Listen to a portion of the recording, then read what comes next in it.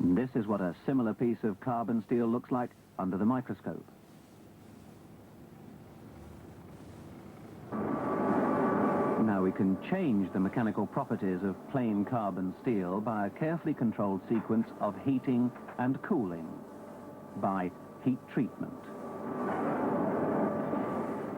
Let's find out what effect heat treatment has on the grain structure of the steel. The rings we're treating contain 0.8% carbon, so all the grains are of the same type, pearlite. Nothing happens until the temperature reaches about 720 degrees centigrade. Now, at the grain boundaries, new grains begin to grow. These new grains are quite different to the original ones, and they grow until they completely take over the old structure. Here, we're normalizing, so the components are taken out of the furnace and left to cool in air. Let's see what happens to the grain structure. As the temperature reaches about 720 degrees centigrade, the old type of grains begin to reappear. These grow until they meet their neighbors. This structure appears to be very similar to the one we started with. But if we compare the two, we find we've reduced the size of the grains and made them more uniform. We've also changed the properties of the steel. Here's a similar piece of untreated steel. Let's see how tough it is. Remember, toughness is its resistance to shock loading or impact.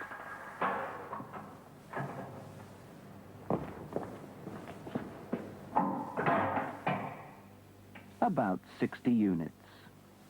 The broken surface reveals a very coarse grain structure. Now we'll test another piece of the same steel that's been heated to a high temperature and left to cool in air. About 100 units. It's much tougher.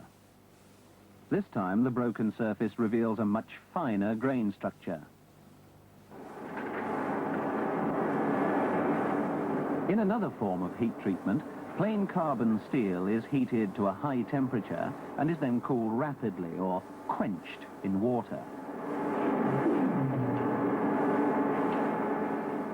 This treatment increases the hardness of the steel. Let's find out what it does to the grain structure.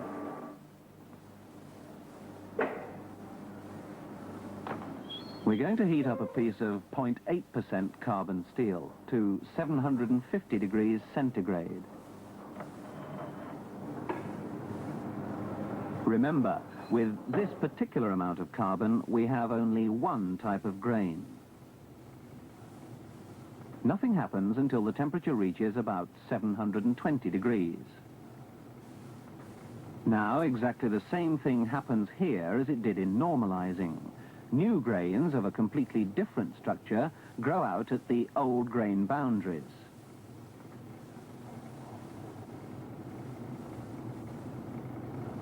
Right, now for the quench.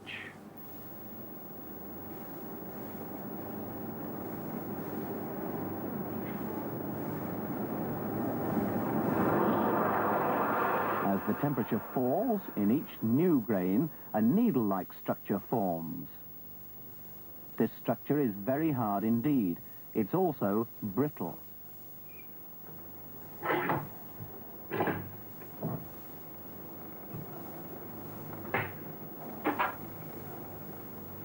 We can relieve the brittleness by tempering. In this case, we're going to temper at about 500 degrees centigrade.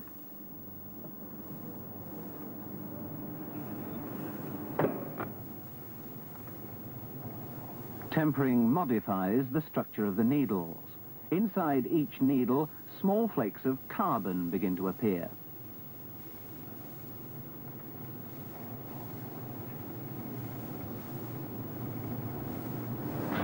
Now the steel is much less brittle, but it's still harder than it was before heating and quenching.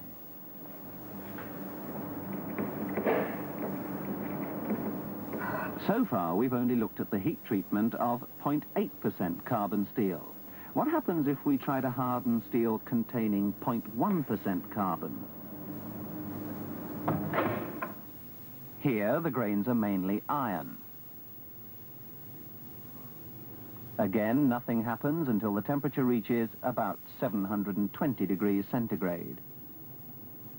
And once again, the new grains begin to form until they completely take over the old grain structure. In this case, we have to take the temperature up much higher to nearly 900 degrees centigrade. If we quench it now, there's insufficient carbon for the hard, needle-like structure to form. We've finished up exactly as we started.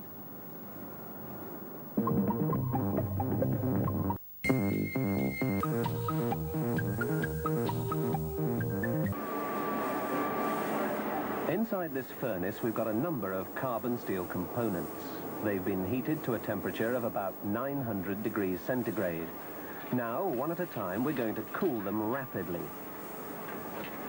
in water. This treatment will change the properties of the steel. It's necessary in order to give the components the right properties for the job they're going to do. We call it a heat treatment process.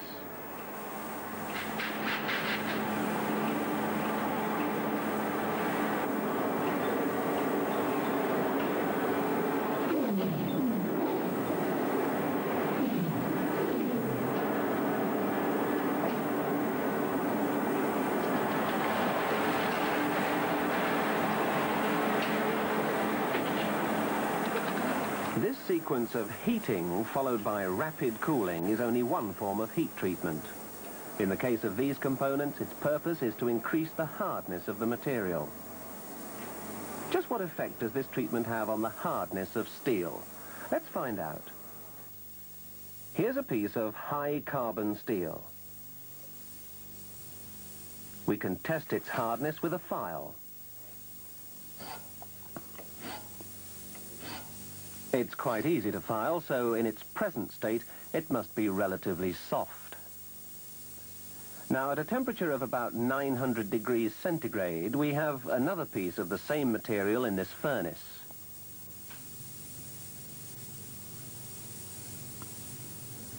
We'll cool it rapidly or quench it in cold water.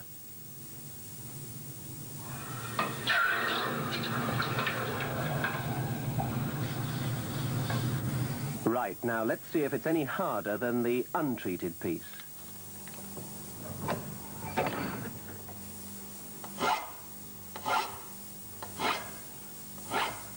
It's much harder. In fact, it's so hard the file hasn't cut it at all. Hardness is an essential property in many steel components. For example, the teeth round this starter ring need to be hard. They have to resist wear and indentation.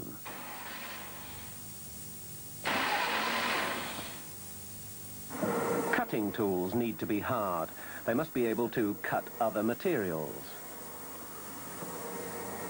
Now we can harden steel by heating and quenching in many different ways.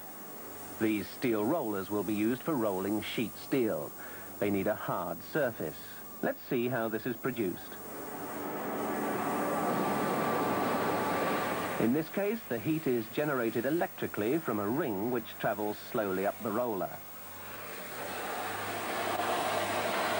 As the surface of the steel reaches the right temperature, it's quenched by a powerful spray of water.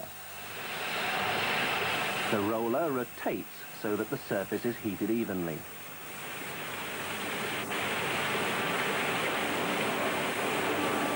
If we look at a specially prepared cross-section through one of these hardened rollers, you can just see the hardened area around the edge. And here's a special way of hardening gear teeth. Both sides of each tooth are heated together, this time by flames which travel slowly along the tooth. Following the flames, jets of water quench the steel.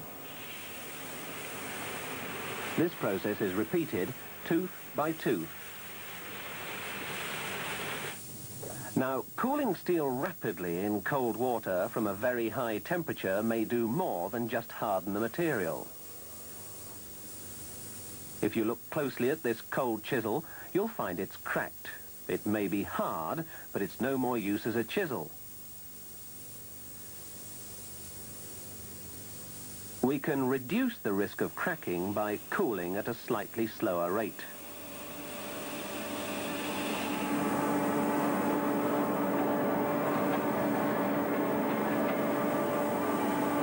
These steel components are similar to the ones we saw earlier in the program. Like the others, they've been heated to a temperature of 900 degrees centigrade. But instead of quenching in water, we're going to quench this lot in oil.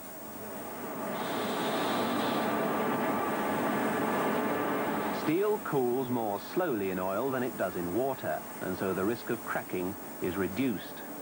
But does the cooling rate affect the hardness in any way? Well, here we have two pieces of the same steel. We'll quench one in water and the other in oil. Now let's see how hard they are. First, we'll test the water-quenched one. This machine measures resistance to indentation, that is, the hardness of the steel.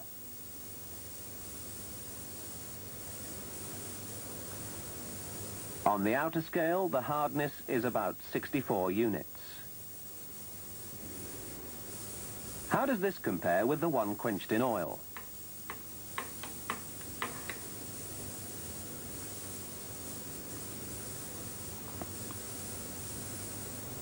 The test is exactly the same. It appears to be softer, only 56 units this time. Quenching in oil produces a little less hardness. But can all carbon steels be hardened by heating and quenching?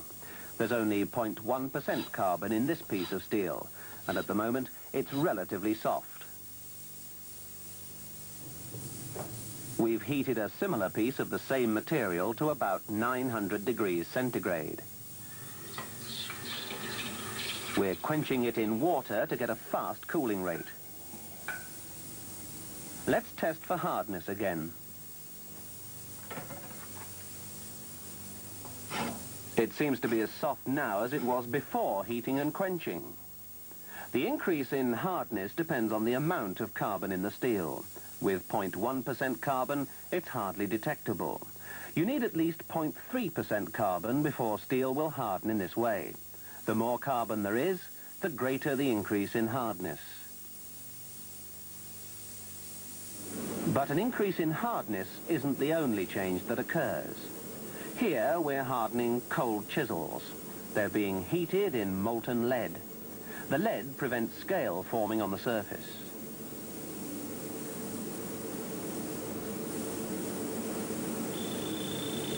After a period of time, the heated chisels are quenched in oil.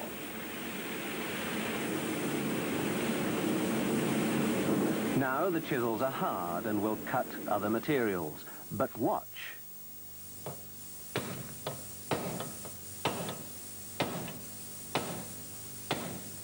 It's also brittle. The hardening process has left the steel extremely brittle.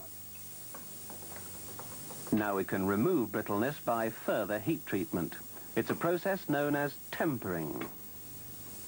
The chisel is heated to a much lower temperature than that used for hardening. In this case, about 280 degrees centigrade. The chisel is held at this temperature for about 2 hours. The surface of this chisel has been polished and at this temperature appears purple in color. We now quench in oil.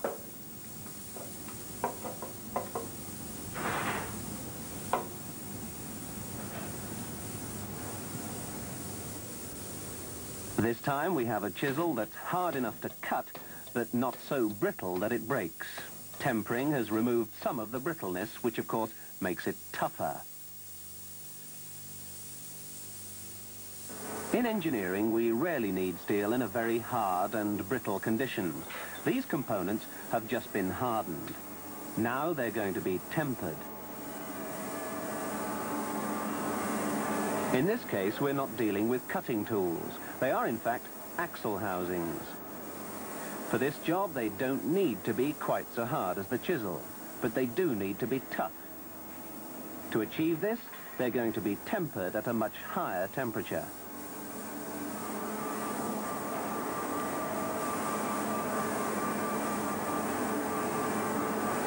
Once sealed, the furnace will be taken up from here to 550 degrees centigrade. At this temperature, we'll not only remove the brittleness, we'll also remove some of the hardness.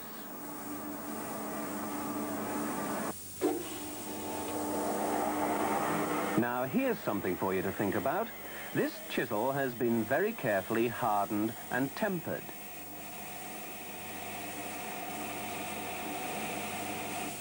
But in resharpening the chisel, this chap is pressing so hard the point is getting red hot. What do you think this will do to the hardness of the cutting edge?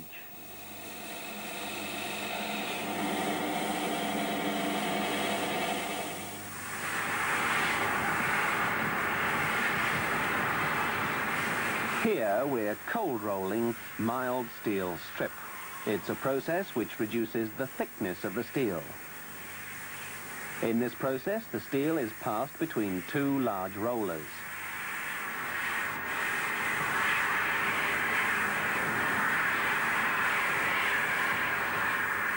Let's look at the principle of rolling in a diagram. Here, the steel is going from right to left. In the middle are the rollers. As the steel goes through the gap between them, its thickness is reduced. Deforming steel, when it's cold like this, is known as cold working. In one pass, the thickness is reduced by only a very small amount. So now the rolling direction is reversed, the gap between the rollers reduced, and the process is repeated all over again.